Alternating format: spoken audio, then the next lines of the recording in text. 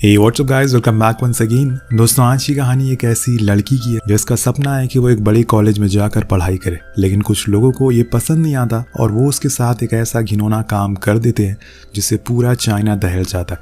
कहानी की शुरुआत होती है और पूरे शहर में बच्चों की होड़ लगी हुई है।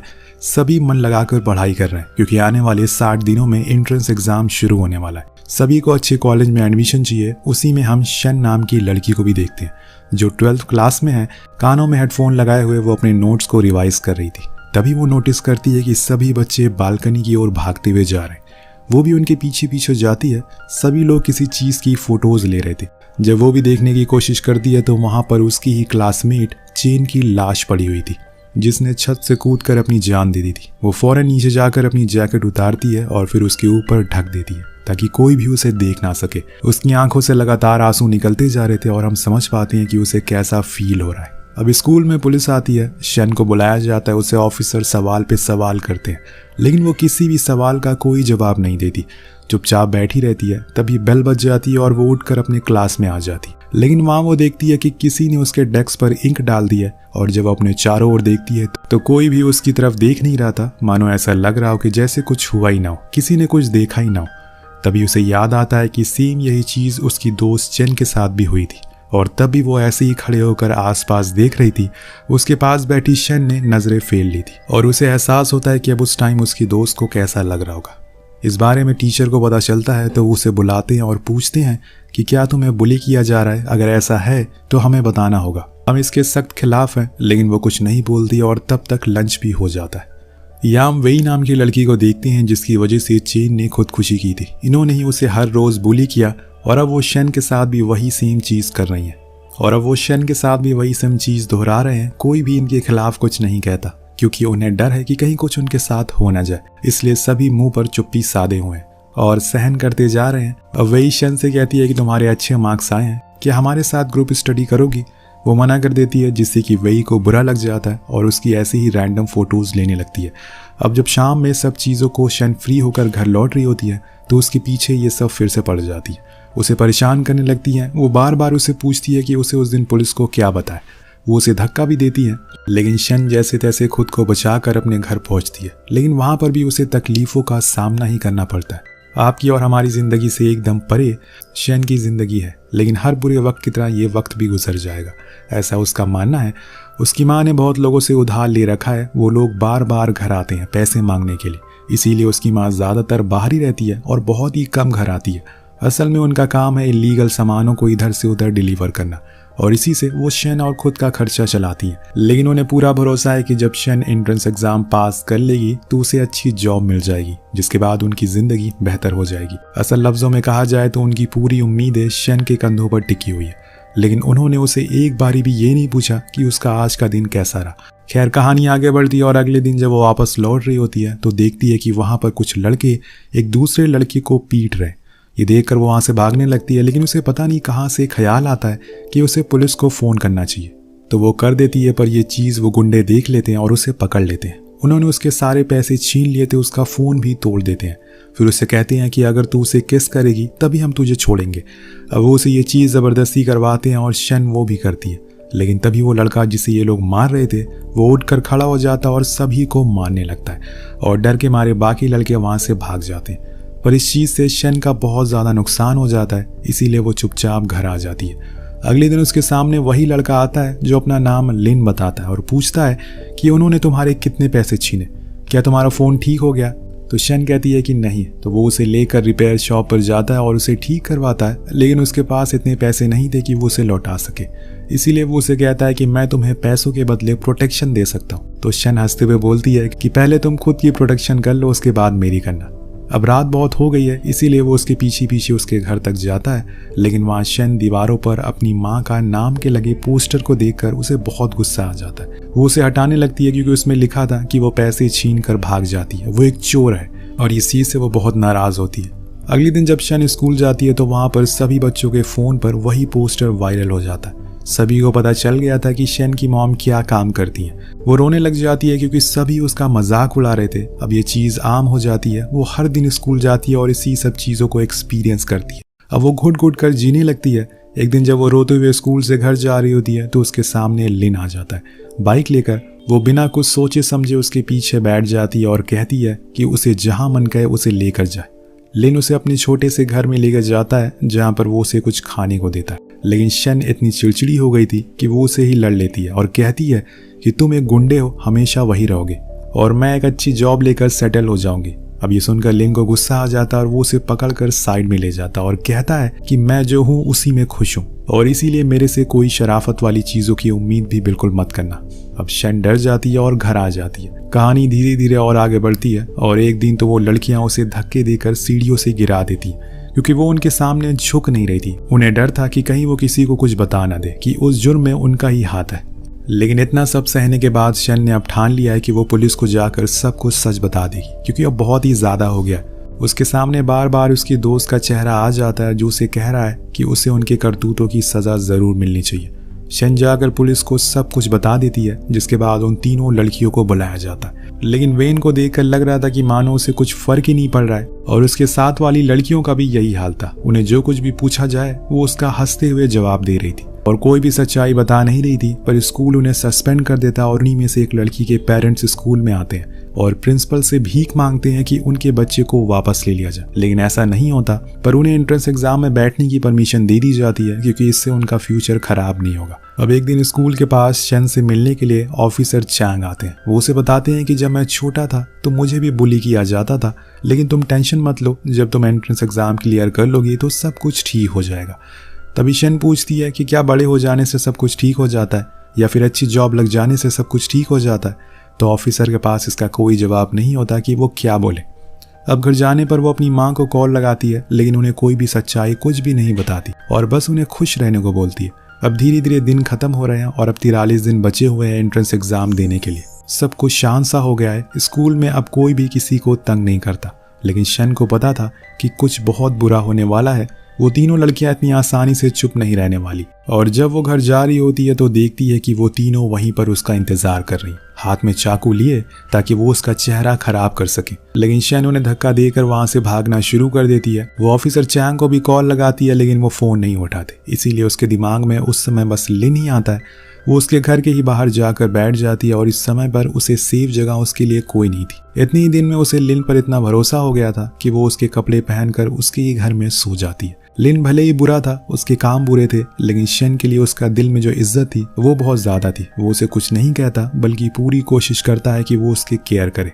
अब एक रात जब वेन बार से बाहर आ रही होती है तो उसे वहां पर लिन पकड़ लेता है, लेकिन वो उसे अपना चेहरा नहीं दिखाता, बस उसे ये कहकर डरा देता है कि अगर उसने फिर कभी शन को तंग किया तो वो उसका क्या हाल करेंगे कुछ लड़के, वो सोच भी नहीं सकती। यहाँ शन अब लिन के घर पर ही रहकर अपनी पढ़ाई करने लगती है और वहीं लिन उसे हर दिन प्रोटेक्शन करता था। वो बिना कुछ बोले उसके पीछे पीछे चलता रहता है जैसे मानो किसी बॉडीगार्ड की तरह। उसका ये नेचर शन को काफी पसंद आने लगा था। वो भले ही औरों की नजरों में बुरा हो, लेकिन उसकी नजरों में वो अच्छा इंसान था, इसीलिए वो उसे थोड़ा थोड़ा पसंद भी करने लगती है। लेकिन इस बारे में वो लिन को कुछ बताती नहीं है और अपनी पढ़ाई में लगी रहती। अब एक दिन उसके पास वेन के साथ रहने वाली एक लड़की आती है और उसे बताने लगती है कि वो लोग अब तुम्हें छोड़ने के बाद मुझे बुली करने लगे। तुम्हें कौन प्रोटेक्शन दे रहा है, मुझे भी उसे मिलवा दो, मुझे भी प्रोटेक्शन चाहिए। लेकिन यहाँ पर शन लिन का नाम नहीं बताती, लेकिन वो इतना जरूर कहती है कि चलो मैं तुम्हें घर तक छोड़ दूं, जिसके लिए वो मान जाती है। और ऐसे ही दिन बीतने लगते हैं। शन को लिन का साथ पसंद आने लगा। वो दोनों एक दूसरे के साथ अच्छा टाइम स्पेंड करते हैं और सबसे बड़ी बात कि शन अब खुश रहने लगी है। लेकिन फिर एक दिन उसकी खुशी को किसी की नज़र लग जाती है। लिन के कामों को चलते हुए उसकी शॉप पर रेड पड़ती है, जिसकी वजह से उसे उठा लिया जाता। और इधर जिस लड़की ने शन से मदद मांगी थी वो असल में उन्हीं लोगों से मिली हुई थी। वो एक दिन अपने घर चलने के बहाने से वो उसे उन्हीं तीनों के पास ले जाकर फंसा देती है। अब वेन के अंदर पहले से ही बहुत ही ज्यादा गुस्सा भरा था और इसीलिए वो अपने साथ कुछ लड़कों को भी लेकर आई थी जो कि शन के साथ बहुत बुरा करते हैं। और जो लड़कियां होती है वो उसके कपड़ों को फाड़ देती हैं, उसकी किताबें फाड़ देती हैं ताकि वो पढ़ाई ना कर सके। उसके बालों को काट दिया जाता है। ये चीजें बताने में जितनी आसान लग रही है, लेकिन देखने में किसी को यकीन नहीं होगा ये सब कुछ स्कूल के बच्चों ने किया है। अगर आप शन को देखोगे तो ऐसा लगेगा कि जैसे कुछ हैवान लोगों ने अपनी हैवानियत दिखाई है।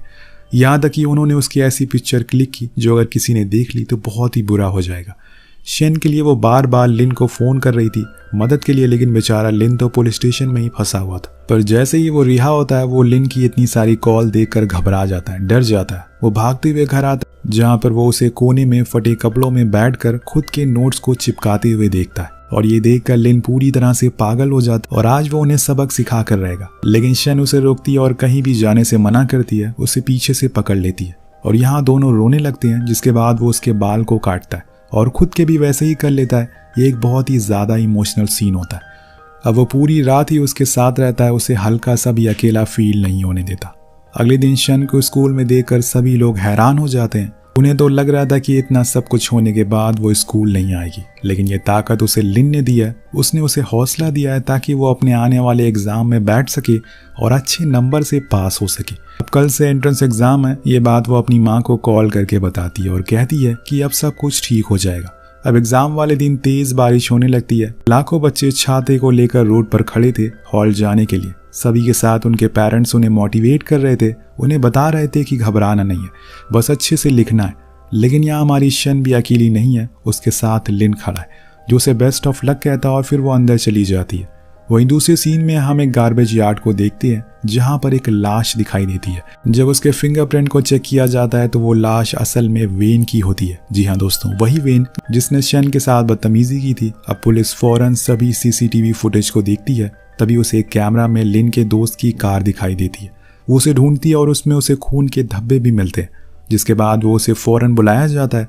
उसे पूछा जाता है कि वो 31 मई की रात को कहाँ था। वो कहता है कि मैं हॉस्पिटल में था उस रात को। इसके बाद वेन के दोस्त को बुलाया जाता है जो कि पुलिस को वो सारी वीडियोस दिखा देते हैं जो उन्होंने शन की बनाई थी। जब ऑफिसर चैंग वो सारी वीडियोस को देखते हैं तो हैरान हो जाते हैं और फौरन लिन के घर जाते हैं जहाँ पर शन रह रही थी। वहाँ जाकर वो उसे सीधे सवाल करते हैं कि उसने पुलिस को फ़ोन क्यों नहीं किया।